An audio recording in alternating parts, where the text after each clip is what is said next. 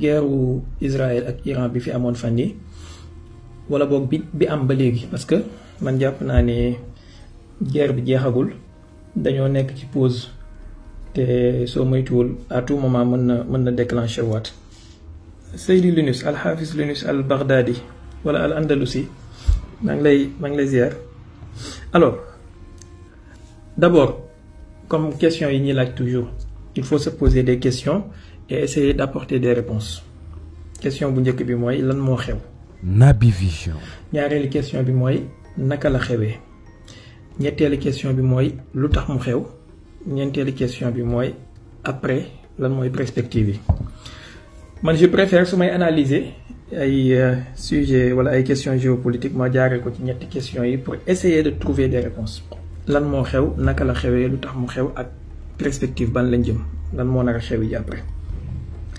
li xew mooy Iran ak Israël xeex nañu fukki fan ak ñaar ginnaaw bi nga xamee ne Israël moo ko attaqué.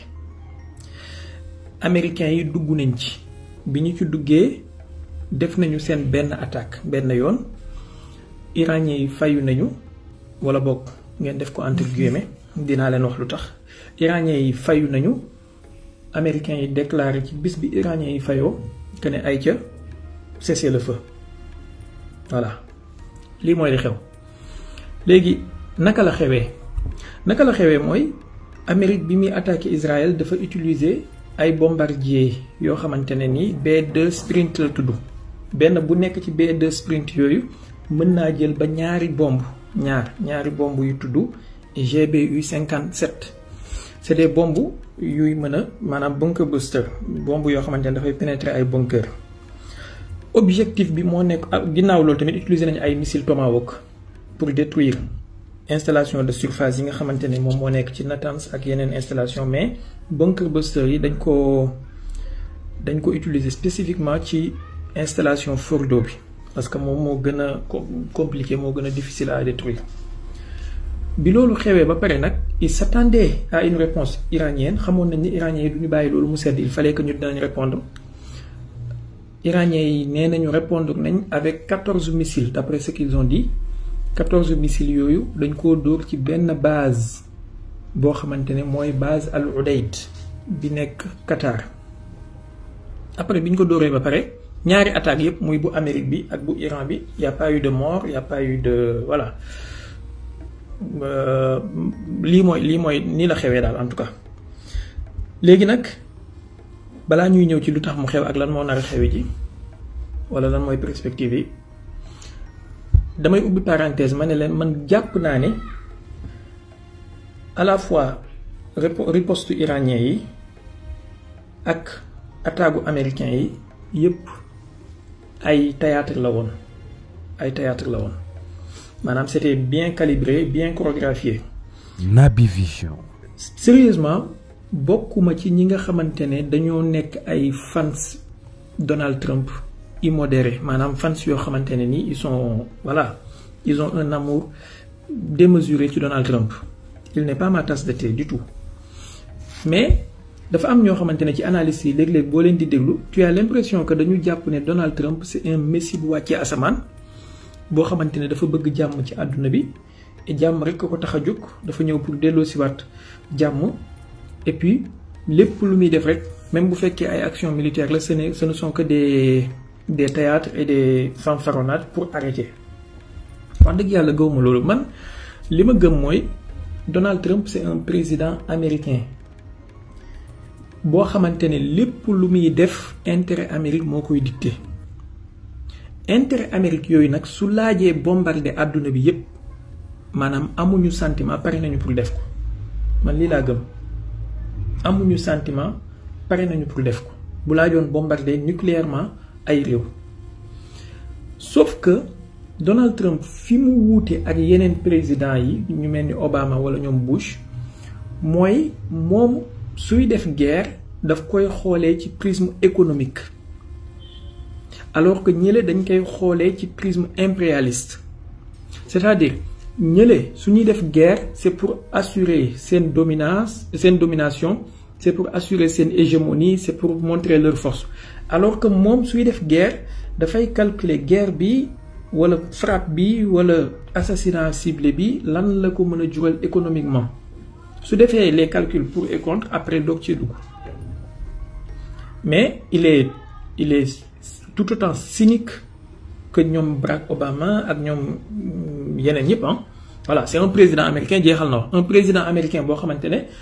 buy falu ay lobby ñoo koy financé buy campagne ay lobby ñoo koy financé ak ay kii yenn mbokk yi may waxtaanal ci TikTok bi léegi leen di dinaa leen di tuddal l'ancien milliardaire mu tudd Sheldon Adelson nga xamante ne décédé na mais jabaram moo nekk Miriam Adelson actuellement financé na campagne Donald Trump à hauteur de millions de dollars ay centaines de millions de dollars donc c'est quelqu'un comme tout le monde il n'est pas descendu du ciel ce n'est pas un messie qui est venu pour apporter la paix au monde loolu lu ma bëggoon a souligner la d'abord parce que dafa am ñoo xamante ne vraiment da ngay gis ne dañoo am benn fascination ci Donald Trump benn image presque de la perfection presque on dirait une perfection que ne Donald Trump c'est quelqu'un boo xamante ne am na ay côté yu baax am na yu muy def yooyu d'accord ak moom comme ni bépp président amee yu muy def yooyu d'accord ak moom mais am na ay côté yu xamante ne ni voilà man jàpp naa ne Trump su doon un pacifiste comme ni ñu koy waxee du assassiner lu maanaam du raylu Qassim Soleimani parce que loolu mënoon naa déclencher une guerre mondiale mënoon naa am ay conséquences yoo xamante ne nii yuy déraper la très grave su nekkoon un pacifiste comme ni ñu koy waxee konoon du def campagne militaire bi mu def ci Yémen il y a quelques semaines de cela wala quelques mois su nekkoon un pacifiste comme ni ñu koy waxee. Naby Vision est-ce que xam ngeen ne Donald Trump moom moo njëkk ci premier mandat diggante 2016 2021 ci premier mandat moo njëkk a commencé di armer Ukraine maanaam moo njëkk a commencé di envoyer ay missile Javelin ci Ukraine kon bokk na ci ñi alimenté conflit bi di am ci Ukraine tey mu ñëw wan la ne dafa bëgg a jeexal conflit bi dafa bëgg a ñëpp teg seen armes yi ñëpp dellu ci kii bi ba nit ñi jàpp ne Donald Trump c'est un pacifiste boo xamante ne su ñëwee lépp jeex je pense que c'est de la poudre aux yeux c'est de la tromperie pure et dure voilà loolu benn la moo tax ma bëgg a wax carrément man bokkuma ci analyste wala bokkuma ci yenn ñi nga xamante ne dañu jàpp ne Donald Trump c'est un messie et lépp lu muy def rek ay théâtre ñoom ñoo koy lal c'est juste pour arriver à la paix te am na ñu am analyse bu mel noonu même ci attaque bi mu def Iran da nga leen di dégg léeg-léeg ñu naan la non Trump dafa attaqué Iran juste parce que il voulait couper l'herbe sous les pieds de Netanyahou parce que Netanyahou il voulait une guerre généralisée une guerre sans fin donc il est intervenu pour après dire que voilà c'est fini et que Netanyahou tu rentres au bercail non Trump su bëggee arrêter Netanyahou muy def barbarie yi muy def il n'a pas besoin d'attaquer Iran Trump su bëggee arrêter Netanyahou il suffit juste mu wax Netanyahou hey il faut arrêter sinon je finance plus ton armée je finance plus ton pays voilà il faut arrêter massacre bi ci Gaza Trump bi mu arrivé à imposer benn cessez-le-feu ci Netanyahou vers le 20 janvier mais quelques jours après Netanyahou a brisé le cessez-le-feu continué waat bombardement mais ba léegi déggoo Trump mu wax ci donc ce n'est pas un pacifiste comme on dit il regarde juste où est son intérêt après mu xool lu muy def pour gagner intérêt mais quand il s'agit de la Chine quand il s'agit de l'Iran il s'en fiche royalement que le sang soit versé que les gens soient tués qu'une guerre se déclenche maanaam c'est le cadet de ses soucis en fait loolu mooy ñaareelu chose bi alors donc moo tax man ma jàpp ne attaque bi Trump def Iran defu ko ngir dafa bëgg a arrêter guerre bi waaye daf koo def parce que amul woon pexe ndax su ko defutoon Israël se dirigeait directement vers une décomposition complète parce que waxoon naa leen fi keroog Israël dafa nekkoon en cours de munitions et en cours de défense antiaérienne keroog wax naa leen fii que Israël avait bi guerre bi di commencer 30 minutes de temps de détection avant les lancements l'arrivée des missiles maanaam am na 30 minutes balaa ñuy envoyer missiles yi ak bi muy daal 30 minutes radar mi détecter missiles yi yooyu noonu pour se préparer de fur et à mesure ñuy dem Iran di dégrader ay radaram ak ay système de détection am Israël dem na ba 7 minutes de temps de détection la am maa ngi nuyu mbokk yi mujj a dugg si ci TikTok bi ñoom sëñ Cheikhouna Mohamed Adama Africano maa ngi leen di nuyu ak Amy ak sëñ Omar Thiam. Naby Vision. yéen ñëpp dénk naa Lunis nuyoo bi mu teg ko seen loxo Lunis séddaleel ma gars yi ñoom sëñ Massamba yëpp séddaleel ma leen nuyoo bi alors ku nekk jox ko wàllam donc Donald Trump dafa xam ne su intervenirul woon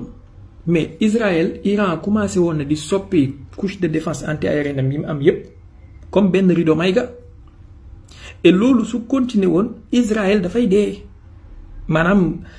existence su Israël en tant que état nation moo nekkoon en jeu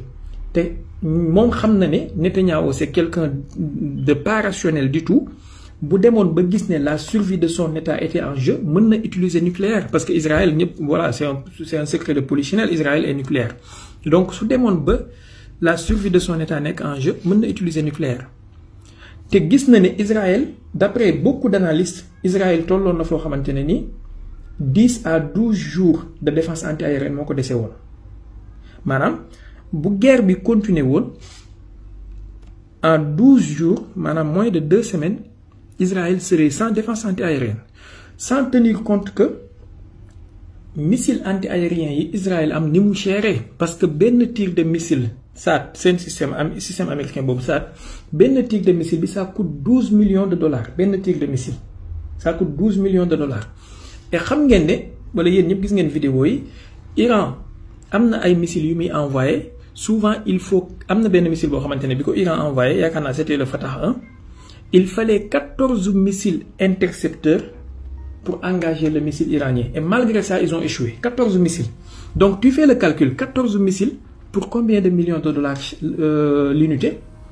tu vois que le rapport coût ak intérêt coût bénéfice arrangé wul woon Israël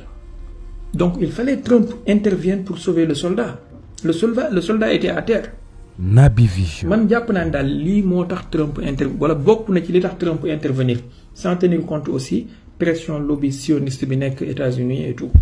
mais daal bëgg jël Trump def ko mu nekk benn messi bu wàcce asamaan il est intervenu juste pour ñëw arrêter affaire bi pour indil Iran jàmm Trump su bëggaloon Iran jàmm il n'aurait pas fait assassiner Qasem Soleimani léegi da ngay dégg ñoo xamante ne ils ont une fascination démesurée ci Trump. Ils vous disent que boo leen waxee lu tax Trump a fait assassiner Qasem Soleimani il vous rétorque que non il n'a pas fait assassiner Qasem Soleimani c'est le Deep State c'est la CIA donc Trump n'a fait qu'endosser mais il pouvait se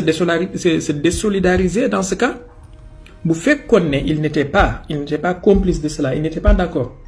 malgré qu'il soit le président des États-Unis il pouvait bel et bien se désolidariser de l'opération mais dafa génn endosser ko. léegi boo bàyyee loolu de côté nga laaj leen léegi Trump s'il était pacifiste pourquoi mu retiré wu ci accord nucléaire bi avec Iran en 2018 accord bi ñu signé woon 2015 qu'est-ce qu'ils vont te dire maanaam il s'est retiré de l'accord pour imposer davantage de sanctions à l'Iran un pacifiste dina def loolu ku bëgg jàmm dina def loolu donc il faut arrêter de ce rêve-là que Trump est un pacifiste qui est tombé du ciel c'est un gars comme tout le monde voilà un New-Yorkais un dealer un nangam comme vous connaissez voilà en plus nag sans tenir compte bon man bëgguma dugg ci yooyu trop mais sans tenir compte ci li gars yi di wax ci fichier Epstein yi ak li Elon Musk junjoon et tout voilà yooyu yëpp mën na expliquer yenn sew-sew yi bref bu loolu weesoo kon man jàpp naa ne lii moo tax mu am lii moo tax li am mooy Trump dafa ñëwoon pour sauver Israël parce que Iran ci cadence bi mu doon demee te lii wax naa leen ko ay yoon cadence bi mu doon demee su continuer woon Israël du mën a tenir ils ont adopté une guerre d'attrition te Iran ils sont préparés pour ça seen stratégie yëpp dañ ko tabax ci loolu alors que Israël ñoom seen armée bi dañ ko taillé pour faire des guerres courtes maanaam des interventions rapides courtes vite fait bien fait dis-le que c'est pas tout le temps c'est pas toujours bien fait ils sont nés dans le terrorisme en fait seen armée bi c'est conçu pour faire des jobs terroristes moo tax ngay gis ay assassinats ciblés ay voitures piégées ainsi de suite bref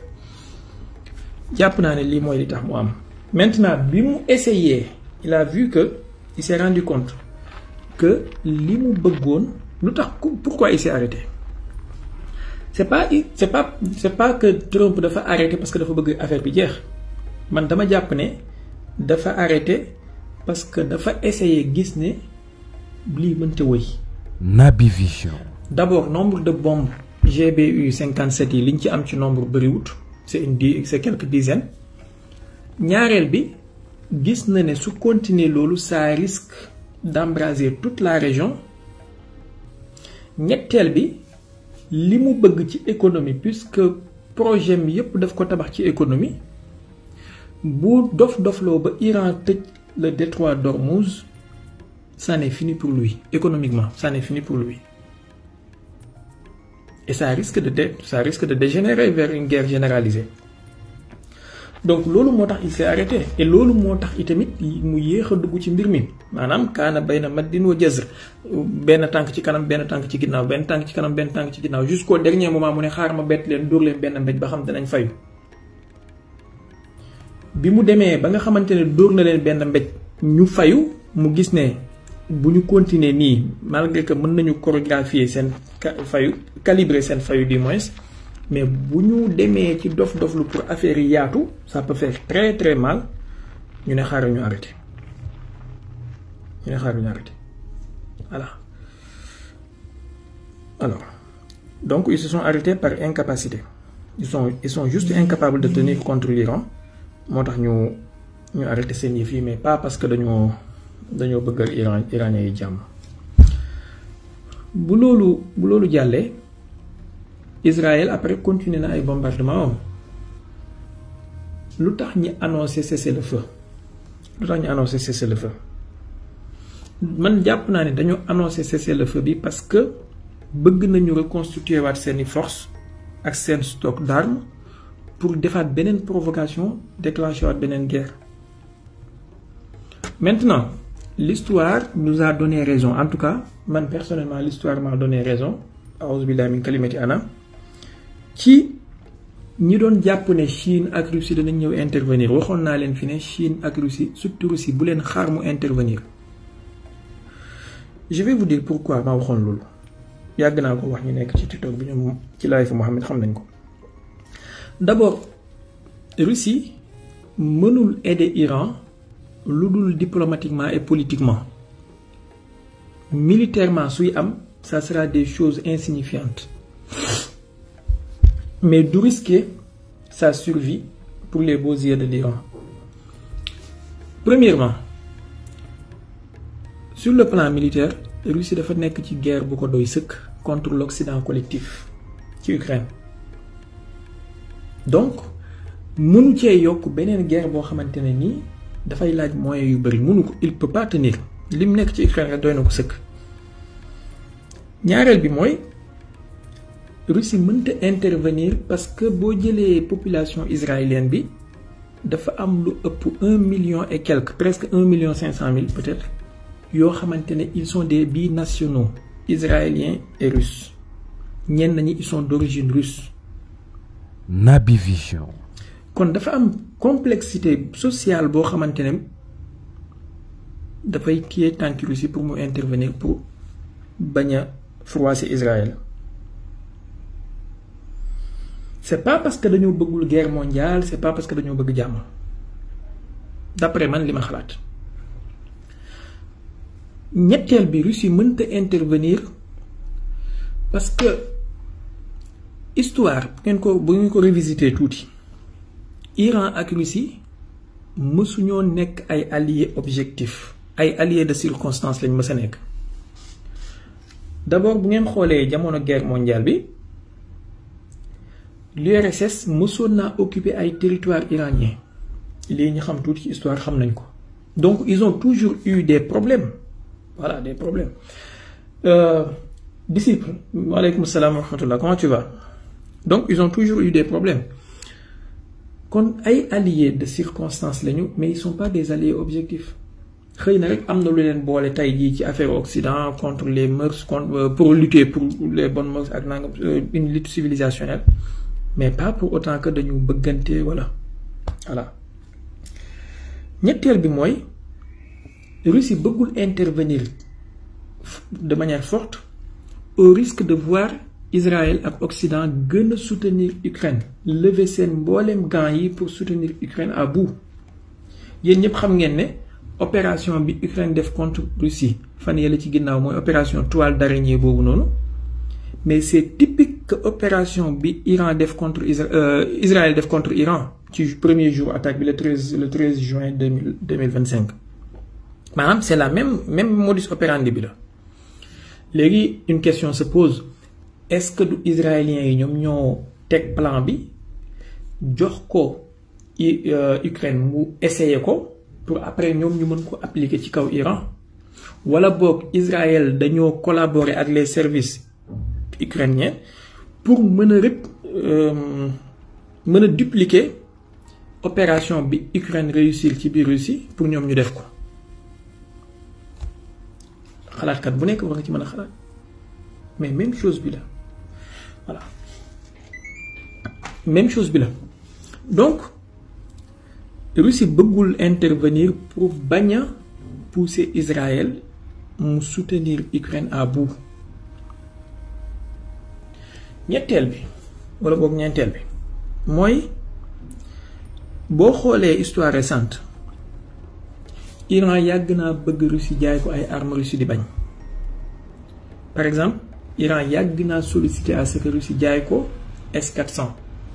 système anti-aérien mu bañ pour ne pas froisser les Israéliens Iran yàgg naa topp Russie pour mu jaay ko ay avions de chasse Sukhoi 35 Russie bañ pour ne pas froisser les Israéliens boo xoolee ci crise syrienne bi entre 2015 ak 2024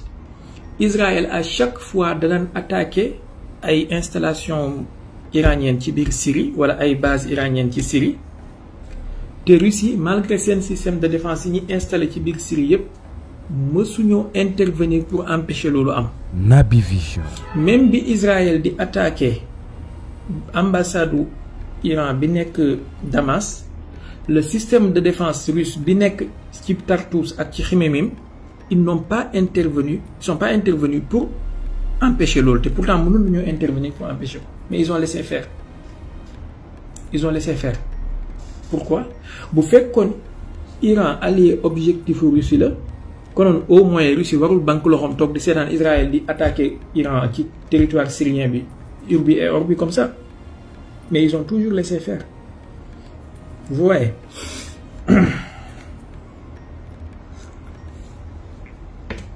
beneen bi mooy loolu mooy sur le plan historique et un peu militaire léegi nag nga ñëw ci côté intérêt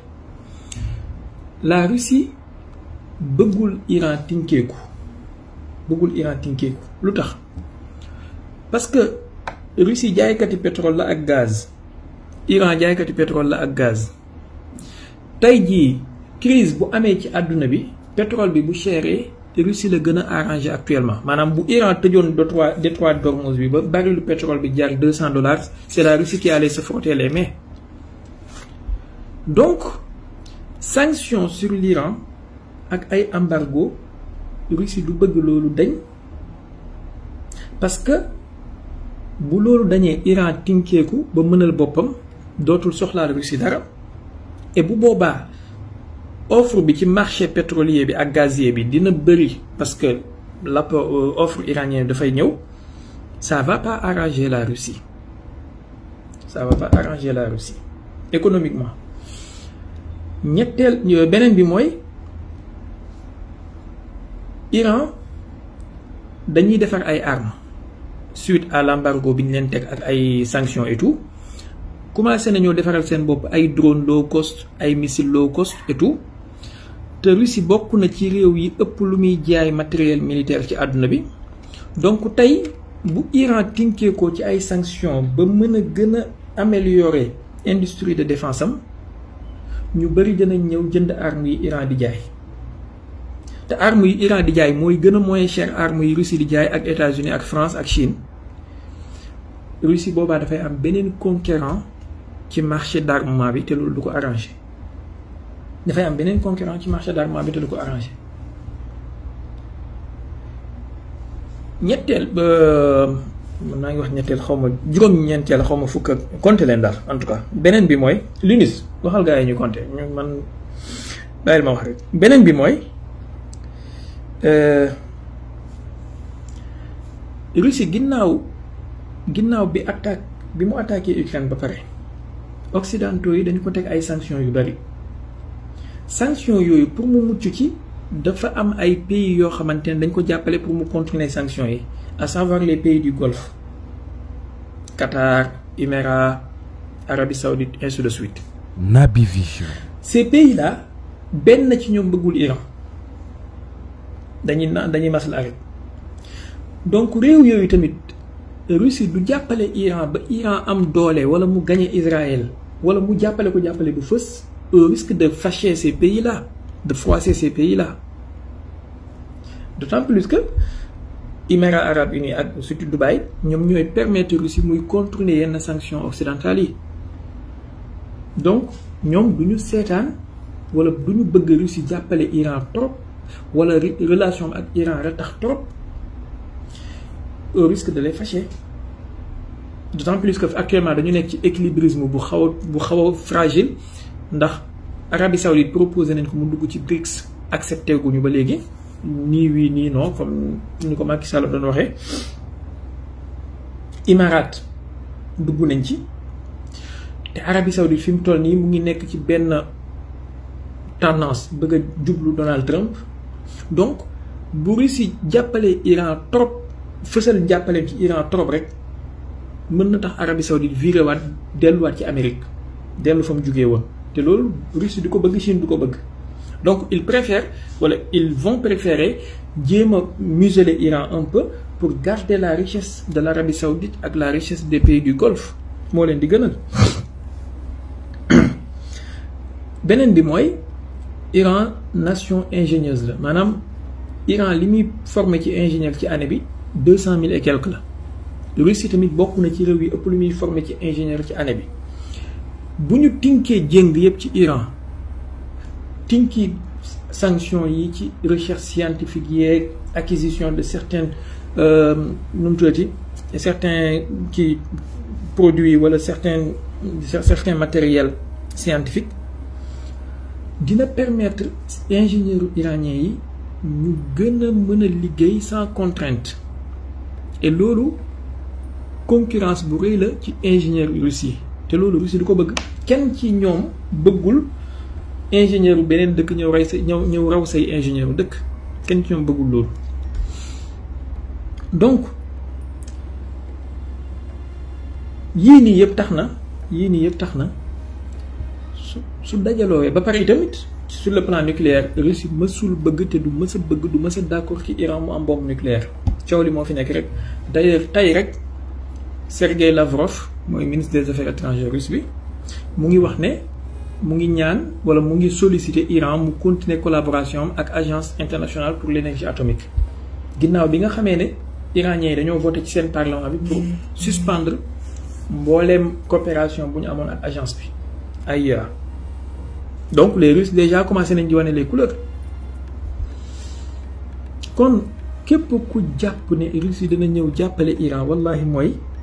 bon du ma wax da ngaa gàtt analyse mais xëy na da ngaa amul pièce du puzzle bi yëpp bu amoon pièce du puzzle bi yëpp xëy na doo wax noonu. Naby Vision. voilà maanaam li Russie mënal Corée du Nord mënalu ko Iran du ko def pour Iran jamais loolu moom bu leen neexee bind leen ko téere ngeen teg man je peux m'engager sur ça a'uuzu billahi min kalimati ana nag mais bind leen téere ngeen teg la preuve doy na ci rek accord de partenariat bi Russie signé ak Corée du Nord biñ ko signé yàggul. te teewul li Russie apporté Corée du Nord ci diir bu gàtt bi ba léegi apporté la ko Iran d'abord jàppale na Corée du Nord ci mu envoyé ay satellites ci orbite bi ay satellites militaires jàppale na Corée du Nord ci ay missiles balistiques intercontinental à savoir les missiles Topol M nga xam ne Corée du Nord bi ñu defee test bi moom lañ tuddee le Hwasong wala Hwasong 17 xaw ma 19 bi ñu defee test bi. yenn analystes yi dañu gis ne signature missile bi c'est typique ak signature Topol bi donc bu leen basé wu wala bu leen yaakaar ne Russie dina ñëw à la rescousse de l'Iran. Peut-être juste des soutiens politiques ak ci Nations Unies bu ay vote amee ñu de voter contre wala yu mel noonu voilà mais ça va se limiter à ça. léegi nag man côté boobu naïveté iranien yi laa fay indexé parce que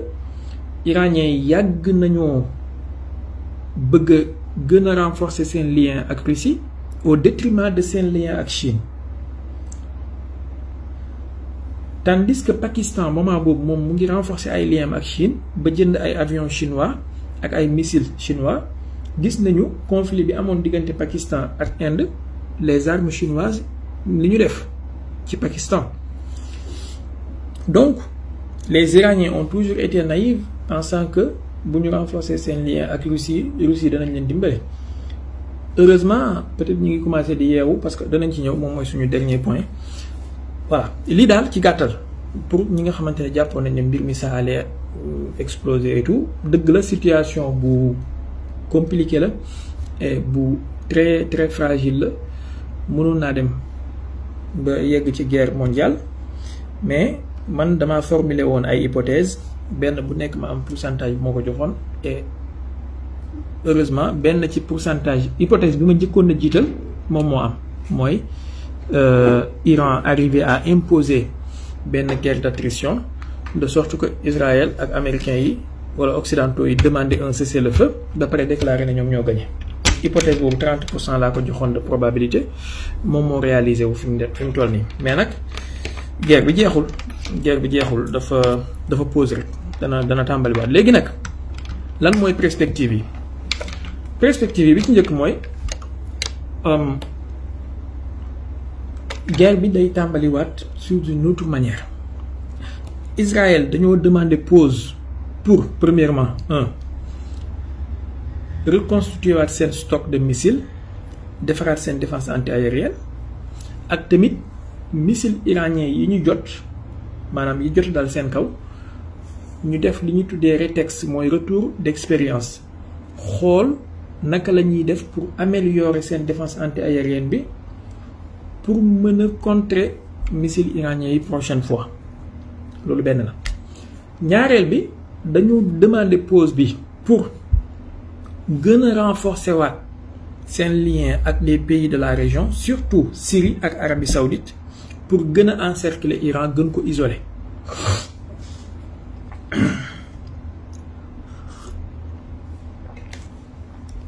ñetteel bi dañu demander pause parce que objectif de guerre yi ñu tegoon mooy les buts de guerre yi ñu tegoon atteindre wuñ ci benn. Premièrement dañu tegoon comme but de guerre démanteler le programme nucléaire de l'Iran complètement ça a échoué lamentablement. Deuxièmement dañu tegoon comme but de guerre Naby Vision démanteler le programme balistique de l'Iran, les missiles balistiques, les rangs de lancement et tout, ça a échoué lamentablement. Troisièmement dañu tegoon comme but de guerre aussi def changement de régime maanaam fexe ba rey Khamenei fexe ba def soulèvement populaire après nguur gi daanu république islamique bi daanu ñu indi doomu Shah bi mu jiite. ñett yi yëpp dañ ko échoué voilà léegi nag mu des comment ils vont travailler à ça. D'abord demander nañ cessez-le-feu parce que Iran commencé na di jàpp yenn agent infiltré yi di démanteler yenn cellules dormantes yi nekk ci biir Iran donc ils vont encore essayer beneen méthode pour gën a infiltrer waat Iran. Ils vont encore jàngataat d'après seen satellites yeeg seen drone yeeg li ñu am daal comme expérience retour d'expérience jéem a xool montagnes yi ñu mënta détruire yan explosif ak yan missile la ñuy utiliser la prochaine fois pour mën koo détruire seen agent yi nga xamante ne jàppaguñ leen ñi jéem a xool naka lañ leen di exfiltrer pour mën a defaat beneen genre encerclement dugalaat yeneen agent yu bees tàq créé waat beneen méthode en fait pour mën a réussir. te waxoon naa leen fi xam ngeen Iran ndimbal yi mu soxla ñaari ndimbal yu crucial la yoo xam ne su ko amee li ci des mën na koo defal boppam bi ci njëkk waxoon naa leen ne mooy ndimbaluk cybernétique ak satellitaire renseignement cybernétique ak satellitaire. sëñ Freeman maa ngi lay ziar maa ngi lay sëñ Freeman na nga def donc ñaareel bi mooy renseignement pour contre-espionnage wala aide pour contre-espionnage renseignement territorial bon ñaar yi mën nga leen tuddee benn bi renseignement stratégique benn bi renseignement territorial wala tactique renseignement tactique bi mooy ci wàllu jéem a xool naka la ñuy def ba démanteler yenn cellules yi démasquer yenn taupes yi xam exactement kan moo nekk ci état bi koo xamante ne moom mooy renseigner israélien ak américain yeeg yu mel noonu c'est un tout donc actuellement Israël ci loolu lay liggéey wala Occident ci loolu la ñuy liggéey jéem a xool naka la ñuy def ba encercler waat wuraat ndomba Iran wuraat ndomba Iran bu ñu mënee rey Khamenei yi ci diggante bi dinañ ko jéem ça je vous le dis bind leen fu ngeen teg ko bu ñu mënee rey yeneen au grade dinañ ko jéem buñ ko mënee dinañ ko jéem parce que bàyyeeguñu voilà quant à côté Iran bokk na ci ñoom li ñu war a profité ci cessez-le-feu bi mooy man sa li ma gëm te li ma jàpp ne loolu la ñu war a def mooy jéem a gën a renforcer seen collaboration ak Russie ak kii kon ak Chine plus que Russie bon dafa mel ni comprendre nañ ko parce que démb ci bëccëg ministre de la défense Iran bi demoon na Chine. Naby Vision. apparemment dafa dem pour uti ay matériel donc nañu bañ a yaakaar Russie nañu bañ a yaakaar les Russes wallahi suñu leen yaakaaree duñu leen defal dara au contraire mën nañ leen a seetaan ba Iran daanu comme ni ñu seetaanee Bachar el-Assad mu daanu pour leur propre intérêt parce que les Russes su Trump ne Poutine tu me laisses l'Iran et le Moyen-Orient en retour je te laisse Ukraine ak Est de l'Europe tu en fais ce que tu veux c'est un deal